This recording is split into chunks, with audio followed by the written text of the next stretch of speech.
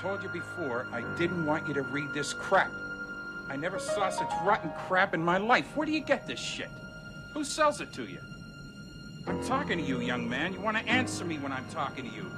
You remember who puts the friggin' bread on the table around here, don't you? Stan, don't be too hard on him. All the kids read them. My boy isn't all the kids.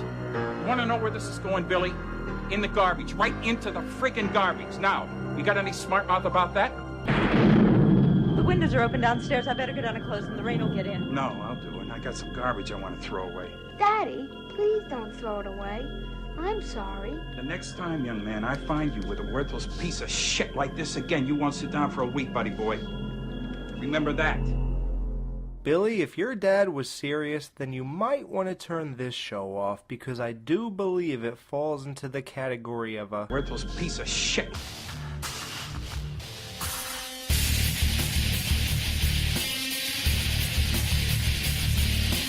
You're listening to the Skeleton Crew, exclusively at horrorbiz.com. Well, that's true.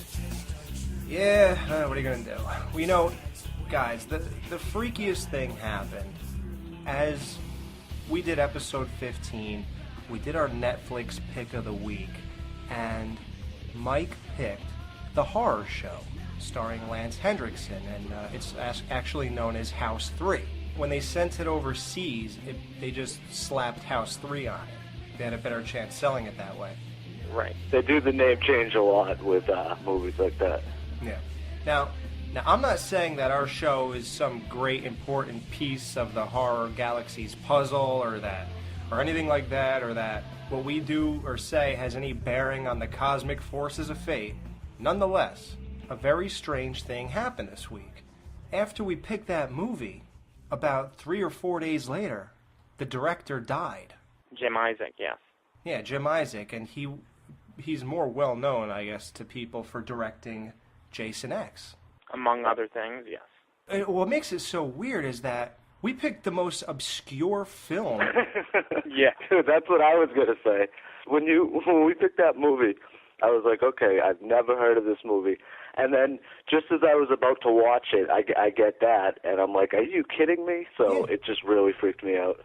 The most obscure movie in some pseudo-horror franchise, the director actually dies in between us recommending it and us reviewing it? Yeah, that was weird. Now, look, I've seen a lot of coincidences happen in my life, but none on a forum which a few hundred people could be witness to. Yeah. I mean, how many horror radio shows do you think recommended everyone watch The Horror Show last week? 4. I was going to say 75. If 75 people recommended that you watch The Horror Show last week, wow. But really, though, what are the chances, dude? That is an amazing coincidence right there. Right. Well, we got to do it now. I was actually going to start the show up by saying, can we get out of this somehow? Well, you know, we did have another death this week as well, unfortunately. Who? Who's that? The other day, the author of Where the Wild Things Are, Maurice Sendak, died. Oh, well, that's all right. So what do you mean that's all right? You heartless bastard. Well, do you not know Where the Wild Things Are? I don't. Where are they? Well, haven't you read that book ever? Didn't you grow up with it as a child? No. I am shocked and appalled at you, sir. Like, maybe if you picked Where the Wild Things Are for the movie of the week, then it would be. That's not on Netflix, unfortunately. I wish it would be. I'm going to write to Netflix and have them stream it in his memory. I think that's the only thing that should happen right now. All right. Thank you for that update, Mike. I'm sure a lot of people know who that was. Disgraceful on your part. Continue. So let's get to the horror show. I don't want to get too in-depth with this. We could touch on a few things about it. I don't know how many people who listen to the show actually put that on. Hopefully not too many people wasted their time with it, because there was only really one good part in the film. Right. All right. Well, this movie's from 1989. Like we said, it's originally called The Horror Show. They sent it overseas. They renamed it House 3. Now, the movie stars Lance Hendrickson, who's in almost every horror movie, it seems. His name is Lucas. And Max Jenke is... wasn't he in Tango and Cash, the villain Max Jenke? Yeah, that was him. He was better in Tango and Cash. Continue. Dan, did you watch this movie or no? I did. I watched it, man. I hated it. All right, okay. Well, the movie starts off where Max Janke kills cops, deep fries them. He kills Lance Hendrickson's partner. He cut his arms off and hung him from a chain. Well, that stuff was pretty cool. I mean, it was cheese, but it was good. Then he had a standoff. He told Lance Hendrickson to drop the gun, or else he's going to chop a little girl's head off, which he proceeds to do, even though he drops the gun. So I thought that was a dream, by the way. No, I think it was a dream of what really happened, though. Yeah, it's another just bullshit excuse for the film. Okay, continue. Yeah. So it was pretty cool. He has this little girl in his arm, and he says, drop the gun. He drops it, and he still takes the meat cleaver, which is his weapon, and chops her head off, grabs it right away, and throws it to Lance Hendrickson. It's like football. It was like hot potato. Now, Dan, at that point, were you thinking, all right, this might be, it's cheesy, but it seems pretty hardcore at least? It was okay. I mean, it was really good, actually. There were a couple of good scares. I liked that. I liked the part where he turned around and he thought it was his wife and it was the guy. That part actually really fucking made me jump. That was actually a jump scare moment, but... Yeah, they did the double dream routine where... Yeah. He wakes up, and then all of a sudden it's Max Janke again, then he wakes up again. Right. Yeah, that really did make me jump, and not a lot does. It takes a lot. Like, jump scares don't really get me a lot of the times, but that one did. I was like, holy shit. But, yeah, that was good. There were a couple good parts in it, but I don't know if it was enough to, make this movie redeemable in any sense. They were all in the beginning, like... Mike, what about when Janke gets the chair and he's sitting there and then they run the electricity through him and then he kind of like his head lifts up again, he starts talking again, and then, that was pretty cool. No, I was like, you know what, just die already, dude. Seriously, it went on too long, and it just the whole beginning of the movie in general just felt like Shocker. You ever see that movie Shocker that Wes Craven directed back in '80? That came out, I believe, in '89 as well. Yeah, it's pretty much the same thing. Yeah, I don't know. It didn't. The movie itself didn't do it for me, and no disrespect to Jim Isaac, but I know Dan was saying before on first viewing. I'll be honest, on first viewing, I fell asleep. You do realize you're making Jim turn over in his grave, right? No, I'm not, because I think that Jim probably knew that this was a weaker film, and I think he saw Jason X in his future in 1989 and just, knew that this was a stepping stone to get to Jason X, so that was the whole thing. All right. Well, Max Janke's body, his spirit comes out of his body, it goes into the power lines and shoots right over to Lance Hendrickson's house, and he hangs out in the furnace. Then you got some humor in this movie. This guy, Lance Hendrickson's son, he, if you were going to say that kid was a poor man's blah, blah, blah actor, who would you say that kid was a poor man's version of? Corey Haim. Dude, I swear to God, how did you get that so quick? That's so weird, because we didn't talk about that at all. No, we're just good like that. Yeah, and he wears those, homoerotic red cut-off belly shirts and, all the good 80s stuff. He's got the headphones. Yeah, I thought he was going to help Mark Patton clean his bedroom or something. With those sunglasses. Take this, Dad. Oh, how do you like that, Dad?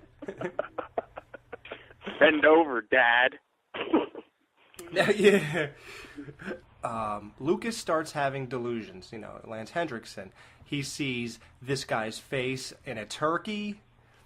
He sees him on TV, infiltrate TV shows. Now, what exact killer is that like? Yeah, I know, right? I mean, it's so obvious, it's ridiculous. Yeah, and he's in a furnace? Yeah, right. Yeah.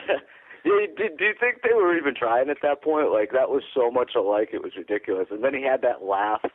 That laugh just freaked me out. I was like, are you kidding me? It was so over the top and ridiculous.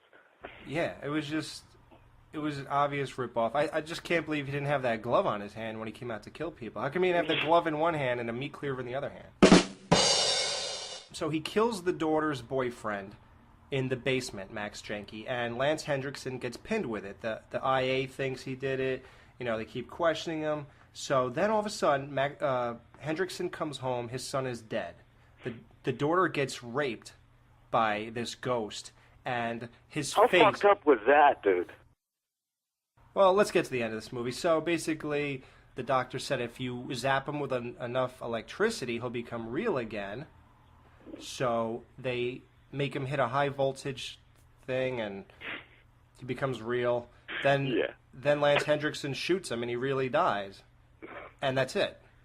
Like, it was like, okay, we got that out of the way. Let's go back to our normal life. Okay, now here's the inconsistencies.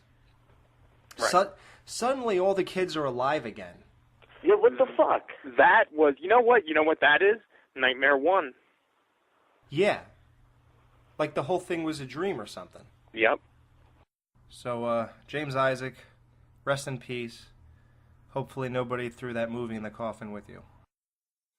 Yeah, that was a little bit over the line, I think, but oh well. You think I should delete that? Nah, leave it in there. Yeah, it was over the line. Yeah, All right, well, now that we got that piece of shit out of the way... Yeah. Mike, from now on, I will pick the Netflix recommendations, if you don't mind. Dude, I got it. How about the Psycho remake? No. Dude. Oh, God, no. I'm unwilling. Dude, dude, that would be perfect. For what? Because then we can rip it. Because you've never seen it. Dude, I can't watch it. Have you ever, Alex? No, I refuse. It's one of those, like, purist things. Oh, man, you should watch it just to rip it, dude. Actually, that'd be perfect for you, Alex, dude. Yeah, especially since you love Psycho so much. Since you've never seen it either, dude? That's actually perfect, dude. I don't know, Alex. I'm kind of with Mike on this, dude. We should, because you're such a Psycho fan. You're such a psycho. I want to keep it out of my mind. Dude, but you gotta, dude. But you seriously, you should, because, dude, I swear to God, dude, you don't understand. Hearing you fucking be so distraught and destroy this movie would make my life. I don't think I can, because... Alex, it's not heroin, it's fucking Psycho. No, it's the same damn movie. What would I say? It's not, though. Believe me. It may be shot for shot, but it is not the same movie because they do not play it properly. Dude, because it's 1998 and they talk like they're from the 60s. You know what it feels like being forced to watch this movie? I think the equivalent would be if I got locked up and I was in jail, and that first moment when two guys hold your arms and two guys hold your legs, and then they start unbuckling your pants, and you know what's coming, and you just start clenching your eyes down, and you go, just do it. I can't wait to rip this shit apart. Wow, this is going to be a nightmare. Okay, thank you for that. All right, let's get on to a normal movie. Yes. As you know, last week we interviewed the director of Detention of the Dead. We got an advanced copy of the movie. Yes. All three of us, and we all watched it. Now, we can't give you a spoiler review. And by the way, House 3 had a lot of spoiler reviews. Do you guys mind that we spoiled that one? Spoil movie from '89. Yeah. That movie was spoiled when they got done filming it. You're not kidding. That was a good one, Alex. That was really good, buddy. Okay, so anyway, we watched Detention of the Dead. Let's, all three of us, and I'm sure we'll have a little discussion back and forth. I said, we can't get too into it. We can't blow it for these people. Who's your favorite female in the film? This movie is so distracting, I could hardly pay attention to what's going on. Yeah. They have the hottest girl throughout this movie, that blonde chick. Well, both of them were pretty attractive. I enjoyed the gothic one as well, but the blonde, I think, was both of them were great, but the blonde is by far my favorite. Flawless. Dan, I know you're very picky, and you want girls with depth, and the only depth I look for is about now you're looking for emotional depth. No, I agree with you, man. That chick's smoking. It feels more like a comedy to me. Definitely, you can see similarities to The Breakfast Club and even to Shaun of the Dead, like Alex was saying last week in the interview. But I think overall it was a very strong, very well put together film. What'd you think, Alex? I think, like Mike said, it's more of a Breakfast Club movie than it even is a horror movie. Right. Yeah. It's almost, I would say the ratio is 80-20, 80 being not horror. Right. It always had touches of horror. It gave you little sprinkles here and there. Sometimes I felt like I wasn't watching a horror movie. It was almost like the zombies were secondary. Oh, very much so, Alex. I thought that right off the bat, actually, because you could tell it was all about the characters and setting them up, and I noticed a lot even when they were going through the halls. I mean, most of the zombies didn't even attack them half the time. They just slid right by them, so they weren't even a threat half the time. It was just all about, getting the characters from one spot to the other, or character development or something like that. Exactly. The zombies were used to explore cliche characters. Yes. Right. I think that's what it was all about. It felt like, to me, a coming-of-age story with zombies, so to speak. Like, infused with zombies. And I also noticed about the movie, they got right into the zombies within, 5 minutes. Right. Yep. That was, that's weird, because they got right into it, yet they didn't have the impact I thought they would in the movie. What'd you think of the look of the zombies? They were good, solid. Yep. Yeah. Yeah, they have a lot of these movies that end in "of the dead." So of the dead movies, I think this one ranks up there because there's a lot of movies with those kind of titles, and Yeah. Well, here's the telltale sign. Mike, will you buy this on Blu-ray? If the price point is between $10 and $15, yes, I will. All right, guys. So we got Jason Christopher calling in a few minutes. He is the writer and director of the new indie horror movie Also, Down the Road, also known as Punishment overseas, like House and stuff. But anyway, thinking of that, we forgot to give our rating for House 3 and, the horror show, and Detention of the Dead. Oh, you want to? Yeah, right. We have to rate those movies. Okay. Dan? So yeah, I'd probably say 3 for House 3. 3 for 3. And then Detention, I'd probably say 7. Okay, Mike. For House 3 or the horror show, I also give it a 3. For Detention of the Dead, I would give that an 8. Okay. I give House 3 a 4.5. And I give Detention of the Dead a 7 for the overall movie and a 10 for the blonde. Nice. Oh, one up me there. That's wonderful, sir. How hot a girl is about all I seem to care about lately. I'm surprised I just don't go right to porn. I mean, why sit through the murders?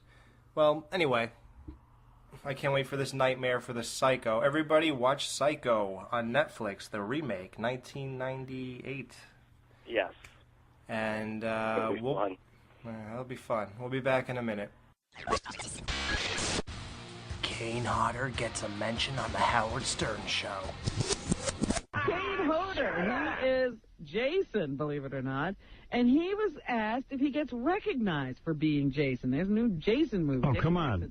Who would know Kane Hodder? Gets True recognized. horror fans or anyone that is really a fan of these films knows what I look like. Oh, so come once in a on. while, How'd they find I out? know my face isn't very widely known. Okay. He's so crazy. He means those guys who go to conventions. And he was asked why he likes being recognized. Having been a stuntman for so long, I was used to the This guy's still waiting to get into Nobu. Are you kidding?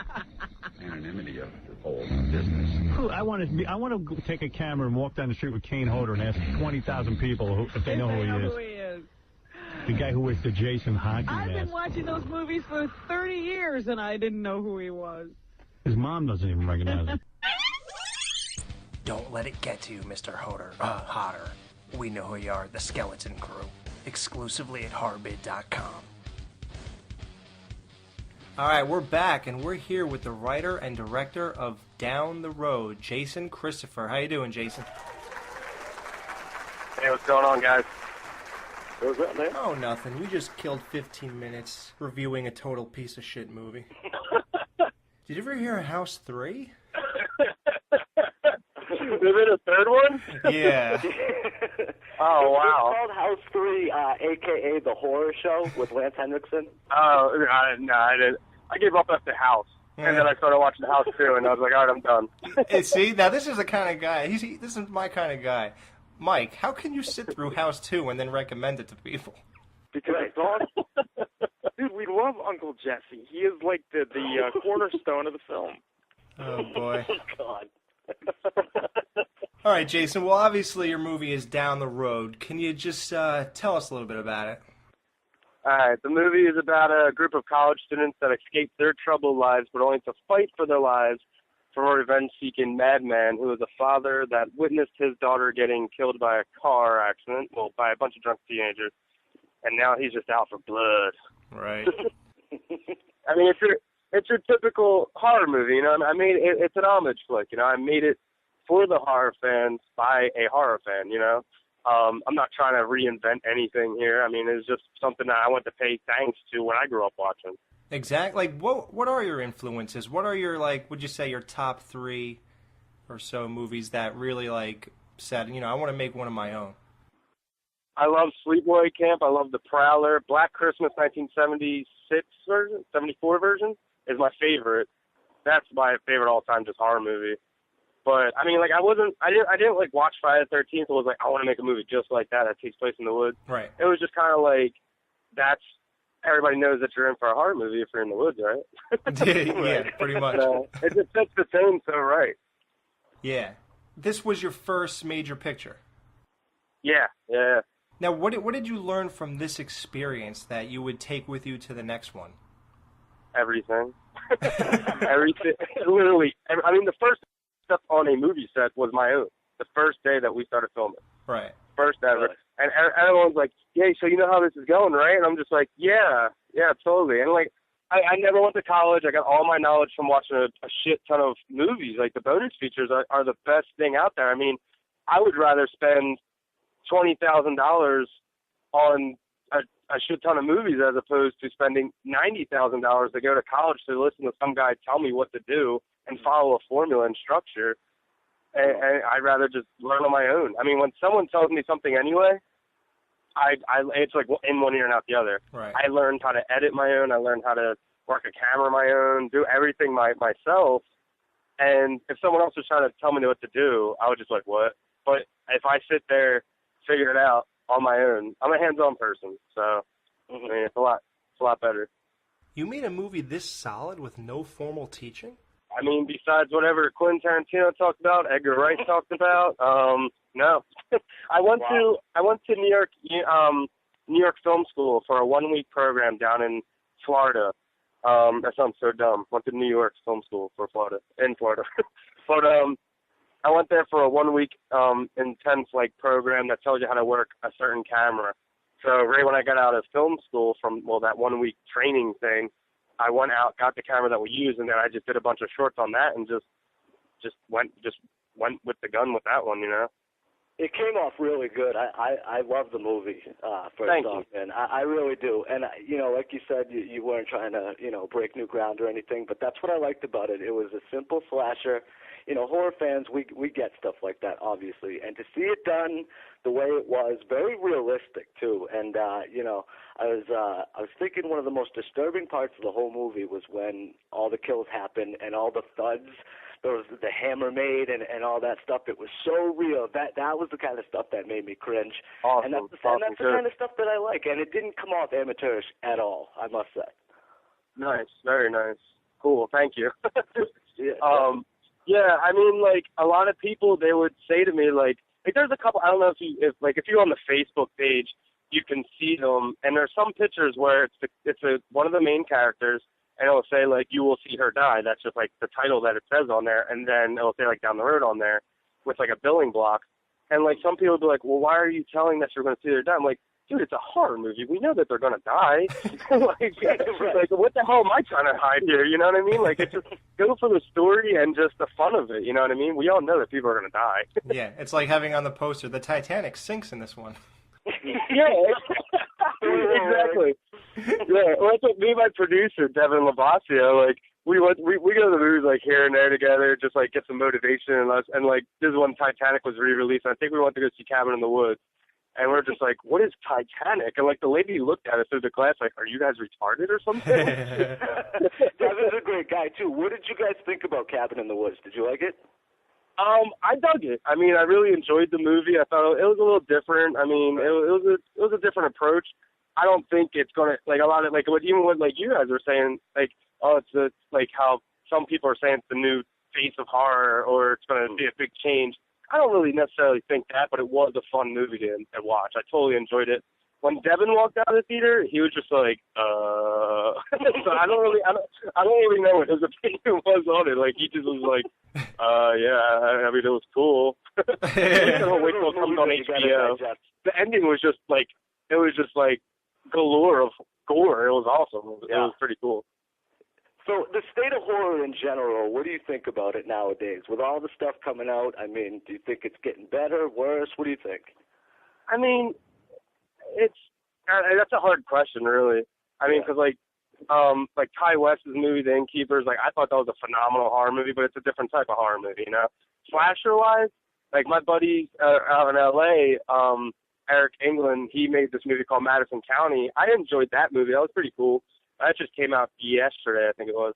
I mean, that was a cool movie. It was a cool slasher flick, you know. But as of like people, everybody's trying to change everything, like, and that's cool. It's great, but we've been there. We've done that before. Why don't we just try to like stick with the horror genre that everybody does like, and not try to make something new? And you know, it just gets lost in the pile because you tried to make something new, and it was so good, but no one's going to acknowledge it. It sucks. This industry sucks. I don't even know why I want to do it. Well, you know what? You know why they're doing that? Because think about it. All we're doing is rehashing all the old movies. So actually, we're kind of crying for something new when you think about it. I mean, they're not doing straight up slasher movies anymore. It's either like no, they're not. Yeah, torture movies or like now the found footage thing with ghosts. Yeah.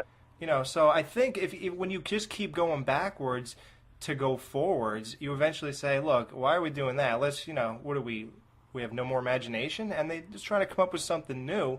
And I guess Cabin in the Woods tried that, and they wanted to be a game changer. And I'm not even sure. I mean, where would you actually go from there? What is every movie going to be like? Meta Central, yeah. Yeah. It's not a place to go. Yeah, I don't know, man. I mean, like that movie was made in, I think it was made in 2009, and now it just came out. So, I mean, I think they're just like, oh, the Avengers is coming out. Let's put out this movie too. Oh, Thor came out. Chris Hemsworth is huge now. Let's just put it out now. It's going to sell. Yeah, so, yeah. I mean, it sucks. It really does. It's a shame that so many movies aren't as big as they are. Like Adam Green's one of my favorite, and like the Hatchet movies, they do great, but they could be so much bigger than they aren't. You know. Right. Exactly. I totally agree. I think everybody wants to change it, but nobody's really got the answer. You know, where do you go? How far do you push it without it being too much to where, you know, like Hatchet, like, you know, there's so much comedy in that, and you can go that route, or you could go the route that you went, the realistic kind of stuff, and just really fun stuff overall. But, you know, from there, I don't know. I don't think anybody knows really. Like you said, Ty West, there's a movie, you know, movies like that come out. They're making good flicks, but as far as pushing the genre into something, I don't know. I don't think anybody's got the answer at this point in the game. Yeah, and it's a shame. So, right. You know, we wanted to play a little game with you here. We came up with something. Uh-oh. It's called the remake game. You know, since we're talking about the state of horror, I figured, how about we play this? Can you successfully rank the 4 major remakes in order of how much money they made? Uh-oh. Oh, wait, hold on. So whatever remake it was, like, put them in order of how much money they made for a remake? Like who made the most, who made the least. And here's the 4 choices. All right. The Halloween remake, the Friday the 13th remake, the Nightmare on Elm Street remake, and Texas Chainsaw Massacre. Which do you think people took to the most? And obviously money is the telltale answer. Who do you think made the most out of those? All right, I'm going to have to say Texas Chainsaw Massacre first. Yep. The Friday the 13th second, Halloween third, and then Nightmare on Elm Street. Oh, you were so close. Halloween was last? Yep. Yep. Can you believe that? That's like the only fucking good one. That's what I said. Exactly. Yeah, tell him, what's the ranking, Alex? Texas Chainsaw, 80 million. 80.5. Friday 13th, 65 million. Nightmare on Elm Street, 63 million. And Halloween, 58.2. Oh, wow. Can't believe that. That's a shame. Yeah. That's crazy.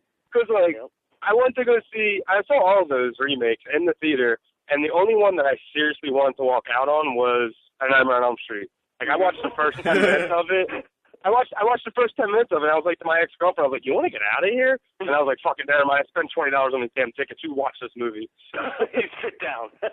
Yeah. You sit down now. But no, that's a shame. Like, and it's a shame, too, because that movie had so much potential to be a really good remake, but it wasn't. I mean, they had Kyle Gallner, who is one of, like, the best actors, I think, that's out there for his age. Rooney Mara is phenomenal, and she's in that. And like, they had all the right formulas, but the script was just like, what the hell is this? It was probably all, guys, would we agree? That's our least favorite of the remakes. Oh, God, fuck that movie. Completely uninspired. What a piece of shit, man.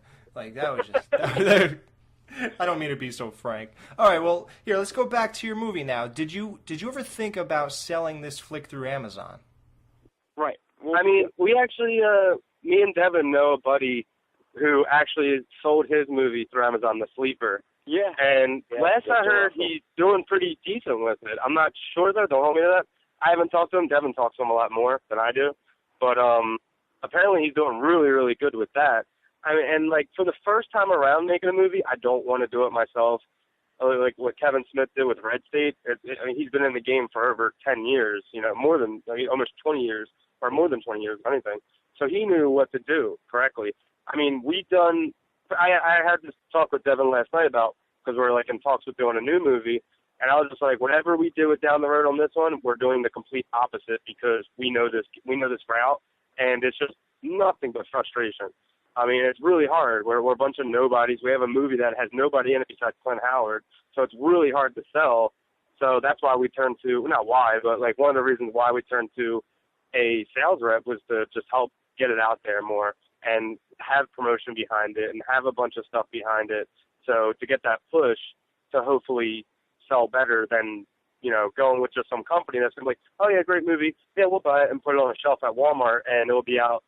It won't be on the shelf after a month. You know what I mean? So it's that's why I learned so much about the game from day one that we started doing pre-production. It's been a wild ride of just learning, and I mean it's fun, but it's also the most stressful thing in the world too.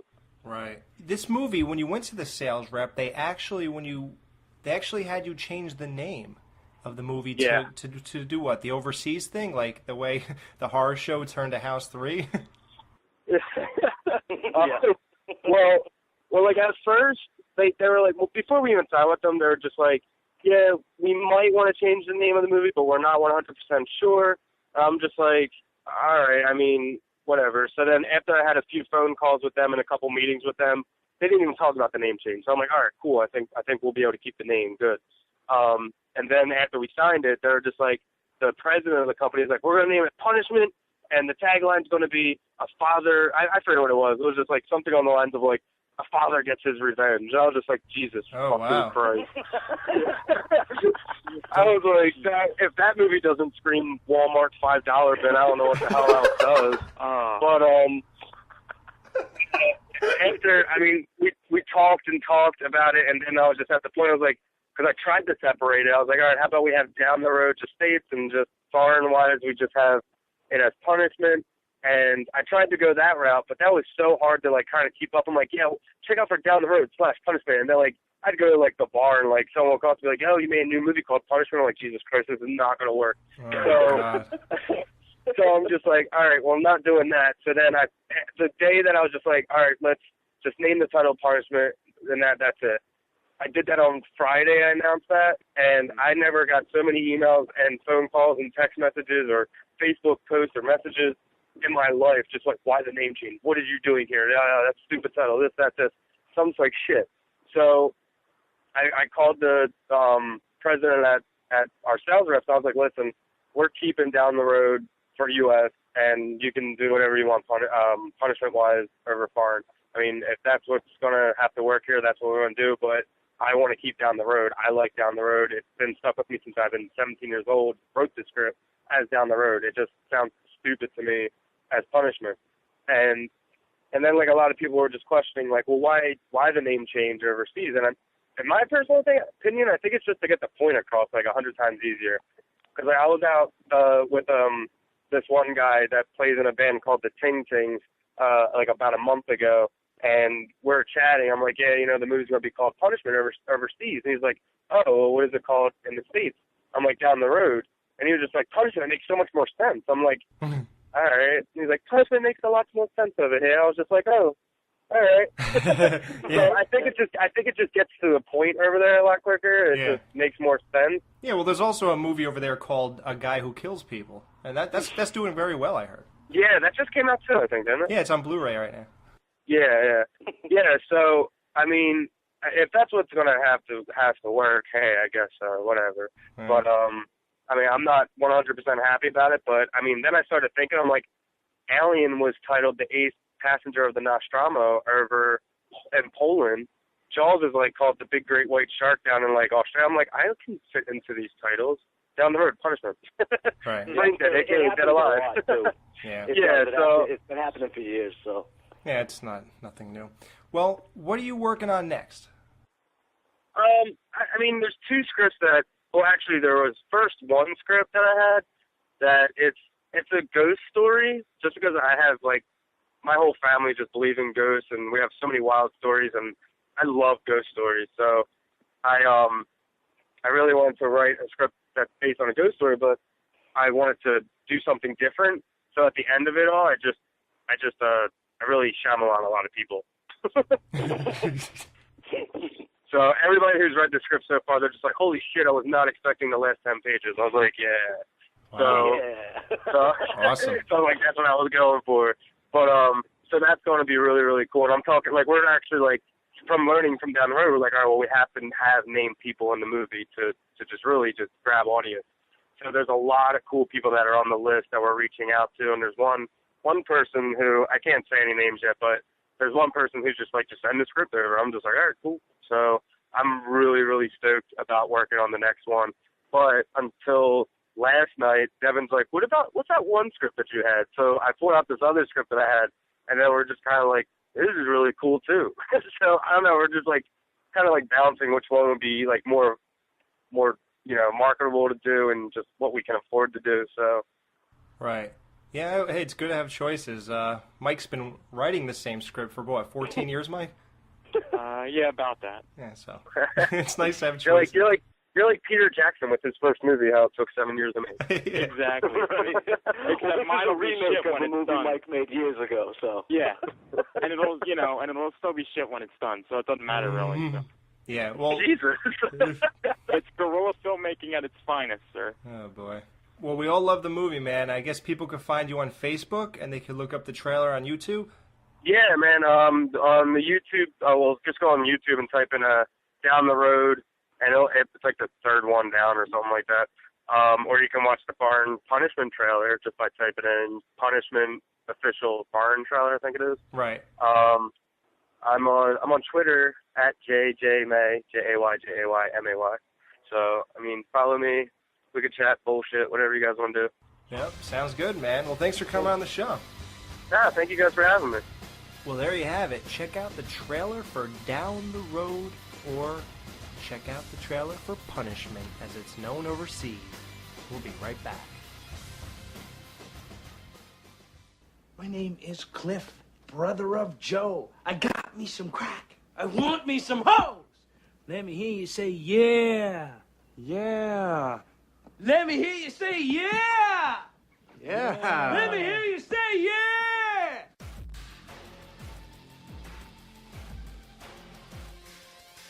It's time for Horror Headlines.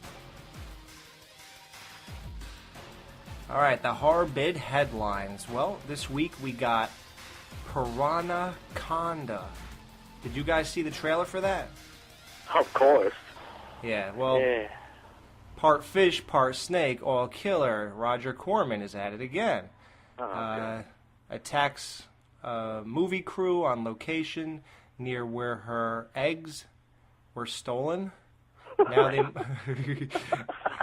I love Roger Corman, but why doesn't he just make a Piranha 3? Like, you know, he made, in 1978, he made a movie called Piranha, you know, the original. And then in 81, there was Piranha 2 that James Cameron did. Why doesn't he just make a Piranha 3 and just not do this Piranha-conda crap, please? Thank you. I just can't believe that James Cameron did Piranha 2. That was his claim to fame, dude, from 1981. I watched the trailer. This movie showed way too much of the snake in the trailer. The effects look about as bad as the alligators in the Arnold Schwarzenegger movie Eraser. There were alligators in Eraser? Yes. I don't remember that. There weren't. There were cartoons of alligators in Eraser. They were supposed to be alligators, but right. That was the early days of CGI, and it suffers greatly. Yeah.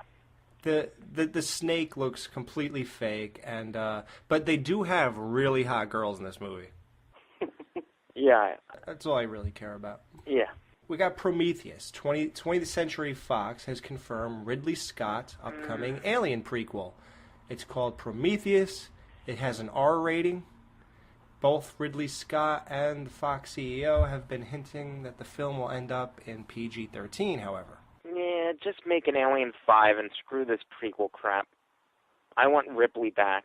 Thank you. Well, weren't the last two terrible? 3 and Resurrection horrible? 3 was good. Resurrection, I couldn't even make it through. But I liked 3. Yeah. If you guys are fans, the Nostalgia Critic just reviewed the Resurrection. He just put it up Tuesday. Yeah, that's a nightmare. That's about the only way to watch that movie. Gentlemen, I have breaking news on the show right now. Oh, my God. You heard it here first. You heard it here first. Go ahead. Come on. What is it, Mike? What is it? Breaking news. My office will contact you on our next available date for Mr. Trejo to do press. Thank you. Come on.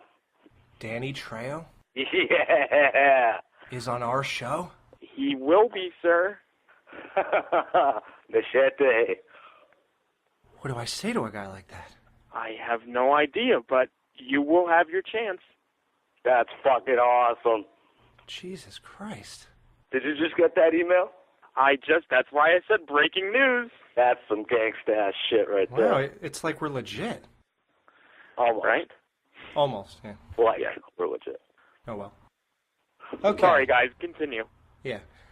The Collector sequel, The Collection, coming soon. I want to see it because dude, the first one, have you seen The Collector? I couldn't make it through 20 minutes. Really? Can I tell you a little story about The Collector? I think you'll appreciate this. This is how crazy I am.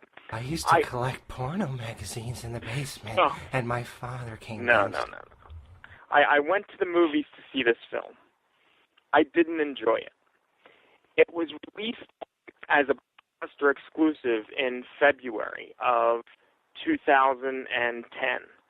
And the original Blu-ray release date wasn't until April 26th, but Blockbuster got it 2 months early.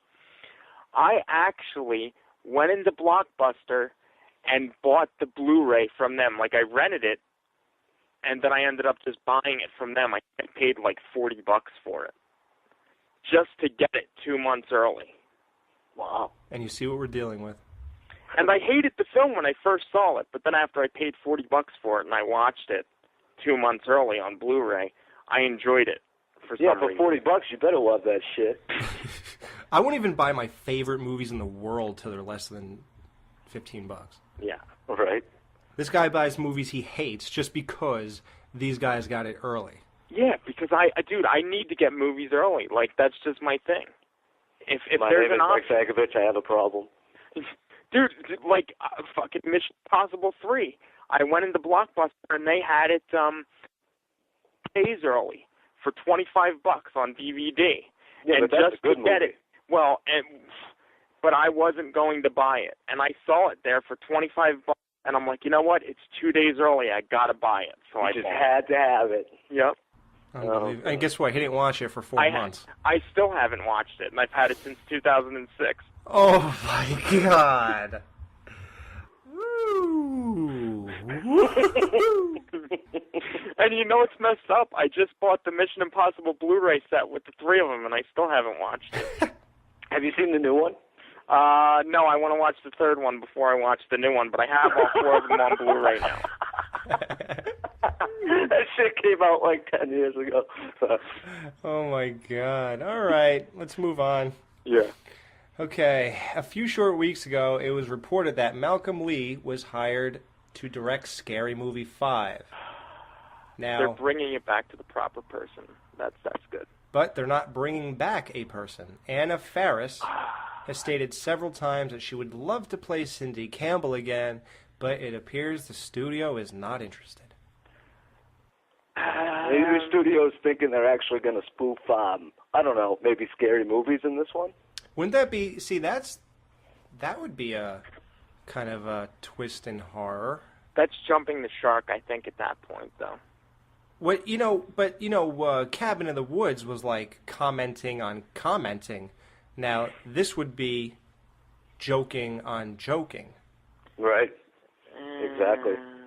Well, look at how much that series changed. From the first one being basically mainly spoofing Scream, a little bit of, I know you did last summer and various other ones, but second one, they went back a little bit, did The Exorcist and stuff like that. But then by the third, fourth, fifth one, I mean, you just got into sci-fi territory, so yeah. I don't even know. It's not even like a scary movie spoof series anymore. Speaking of Cabin in the Woods, I saw this really stupid comment online. I'm going to go over. You guys tell me what you think of it, all right? I thought it was really smart.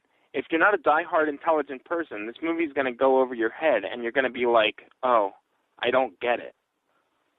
I read that, and that makes no sense. If you're not a die-hard intelligent person, what does that even mean? I don't know. I read it, and I'm like, the person that wrote that obviously... They think they're smart because they enjoyed Cabin in the Woods. I would imagine that's what they're probably saying. You don't have to be smart to get that movie at all. I think I got to be smarter just to get that the quote because it's right. Yeah, seriously. I think the smart person is the guy who wrote the movie. Am I mistaken? Why are you smart? Because you watched it and liked it. I don't know. Does Hollywood normally write really hard to get movies for mass audiences that watch horror films? I guess. I don't think so. I think horror films are about as dumb as they come. Well, some are. Some are smart. A couple. Scream is smart. Scream is smart, but it's not that hard to get. It's not like you have like a die-hard intelligence. You don't have to be intelligent to enjoy this movie. So what? If you do, it's like saying if you don't like The Shining, you're an idiot. I don't think it falls in that category, man. I don't think Cabin in the Woods does. I mean, if you want to talk smart movies, there are smart movies, and I just don't think it's... I don't think any horror movies are really that smart, to be perfectly honest with you. That's just the most bizarre thing. I think an idiot wrote that. I think so. So that person thinks they're smart because they enjoyed a movie. So we did a review, we got it, and we didn't like it. And I think we explained it all pretty well and laid it out pretty well. I think we got it, but we don't like it. Right. Mm-hmm. Well, you guys didn't. I know I liked it, but I got the aspects of its commentary on the genre. Is that what he's talking about? Or I don't know. And even that, it's not even that smart. Like, I got it right off the bat, and I connected the dots. I said, oh, okay. I mean, they even call the director, like they fucking name the person that. So it's not that hard to get, like, who's who and what's what and what they're commenting on. But I don't think you have to be that intelligent. I mean, I'm not that intelligent, and I got it. No, so. Dan, obviously you're the smart one on the show. Yeah, I would think so, Dan. Dan's the smartest, Mike's second, and I'm third. No, I would say that Dan's probably the smartest. I think you're probably second, Alex, and I think I'm the dumbest person you've ever listened to. I don't think anyone's ever categorized me as a smart person, Mike. I think we all know who's who and what's what. Yeah, I'm getting hit with shrapnel all week. Oh, jeez. The whole show is. All right, Beetlejuice 2, confirmed as a sequel. Yes. All major characters may return. I can't say I've been waiting for this. I have. I don't, look, I just, honestly, I don't know how they're going to do it, because Beetlejuice is supposed to be a supernatural being, and no offense to Michael Keaton, I love the dude. He's a great actor, one of my favorites. I don't know if even makeup will help capture that part still, because I don't think he looks the same. Really? Dude, the Beetlejuice makeup will definitely work in that situation, I think. Yeah, maybe. Yeah. I'm not excited about this movie, but whatever. It's something. Something kind of cool. Yeah, I really could care less either way. Well, I can just tell you, I don't know if Tim Burton's going to be involved or not. Personally, after Dark Shadows, I think Tim Burton should never make another movie again after. Well, actually, Tim Burton just made a new movie called Frankenweenie about a dog that came back to life like Frankenstein. He's been trying to do that for like 20 years, hasn't he? Yeah. Yeah, he finally got it done.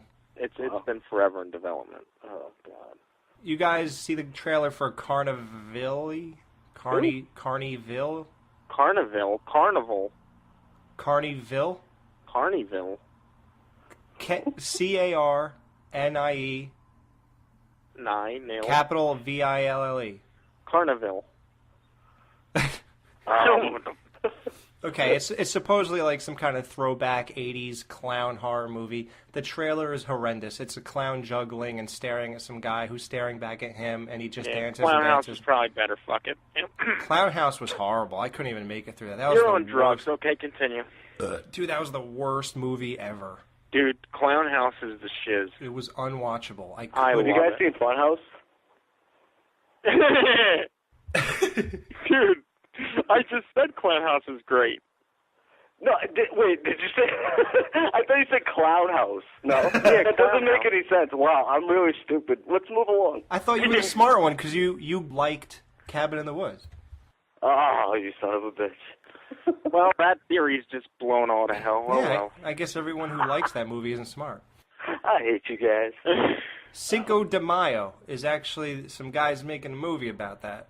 Yeah, Darren Lynn Bousman, whose Mother's Day remake streeted it this week.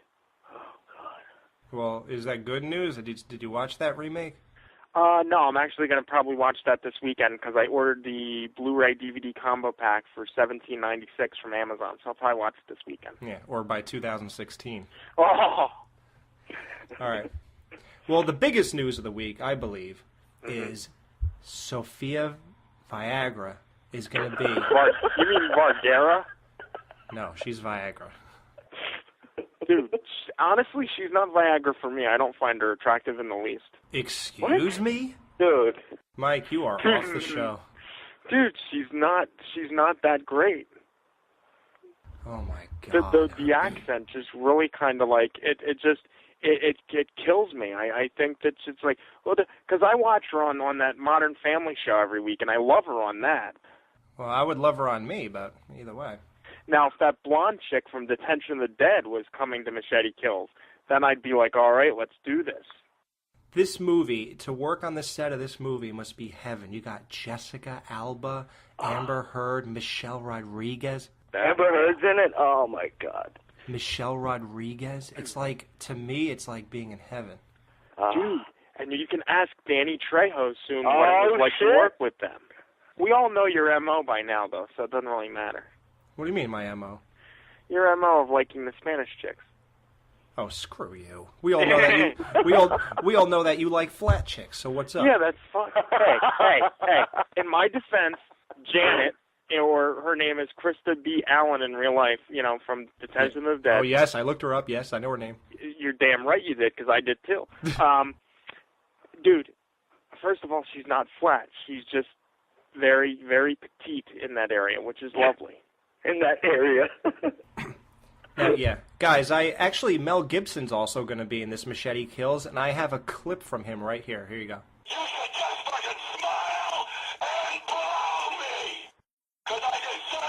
So there you go. Wow. Now, if he were to yell that to those 3 girls, or 4 girls, I don't think they would have obliged. No. And I don't think anybody smiles when they blow him. Well, I think his ex-girlfriend did before he beat her up. Mel, you don't... It's your imagination, Mel. I didn't do nothing. I did just smile and blow you by the jacuzzi, Mel. Oh, my God. All right, well, let's cap this off with some real horror news. Evil Dead remake began filming. Oh, yeah. Jane Levy. I don't want to see the movie because female Ash, the concept of that just sucks. Sam Raimi is a money-hungry bastard. The only reason to watch the movie is I don't like Suburgatory that showed it that Jane Levy's in the redhead that's playing the female Ash. But I like her. I think she's incredibly attractive, so that is the only reason I will watch the film. And I will buy it on Blu-ray because she's... Of course you will. Everything is Blu-ray. Of course it is. What's a Blu-ray? It's as if saying I'll buy it on Blu-ray means it's even more than a stand. Like, when we used to say I'm going to get the DVD, do you think that had as much punch to it as saying I'm going to buy the Blu-ray? I don't think it did. Of course it did. No, it did, because DVDs Blu-rays cost more. No. Yeah, but DVDs did as well when they first started. Yeah, dude, I remember going into Best Buy and looking at the new movies, the DVDs, like 5 or 6 years ago or something, and new movies were like $25. No shit. Yeah, that's true, actually. Good call. Touche, though. But now the Blu-rays are $35, but that's besides the fact. All right, well, there you go. So that was the horror bid headlines, guys. All right, guys, shit show. Bad job, and... Yeah. Don't forget Psycho next week. Everybody's got to watch the 1998 Gus Van Sant Psycho remake. Can't wait, dude. Yeah. Yeah, I can't wait to review that piece of shit. Right. All right, guys. We're out. See you next week. Arrivederci, baby.